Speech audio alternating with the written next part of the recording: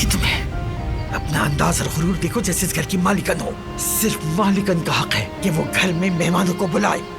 अगर तुम्हें इस घर की बहू बनाने से पहले अंजाम मालूम होता तो तुम्हारे भाई का खून बहा देती, तुम्हें ना लाती। वो आजाद खातून तो फिर वही पुरानी रविश पर आ गई है। बताओ आखिर बात क्या है? अम्मी, मैं एक पल भी सुकून से नहीं बैठती तुम। न खुद को चैन लेने देती हो, न हमें चैन लेने देती हो। न जाने अब तुमने फिर से क्या गुल खिलाए हैं।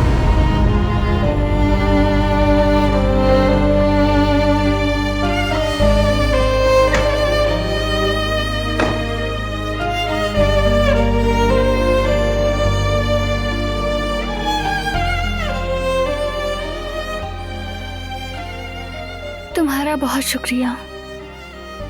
मेरे घर वाले हवेली में बहुत सुकून से थे। तो होना भी चाहिए। अब भी वो खुद को मेहमान समझे तो ज्यादती होगी हमारे साथ।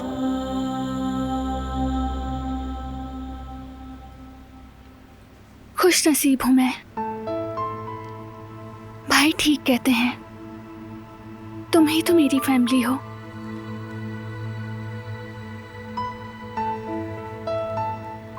हाँ, तुम्हारा भाई बिल्कुल ठीक कह रहा था।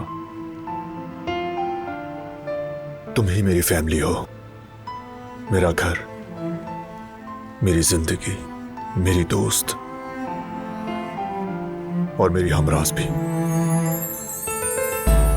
और तुम भी हर चीज से बढ़कर हो। तुम पास ना भी हो तब भी साथ होते हो, मेरे दिल में, मेरी रूह में। जहां देखो तुम ही नजर आते हो, कभी किसी फूल में तो कभी किसी किताब के जुमले में। बस तुम दिखाई देते हो मुझे,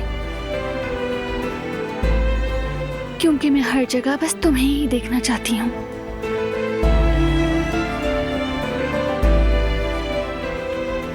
शुक्र है कि हमारी राहें मिली। शुक्र है तुम मेरी जिंदगी में आई। शुक्र है।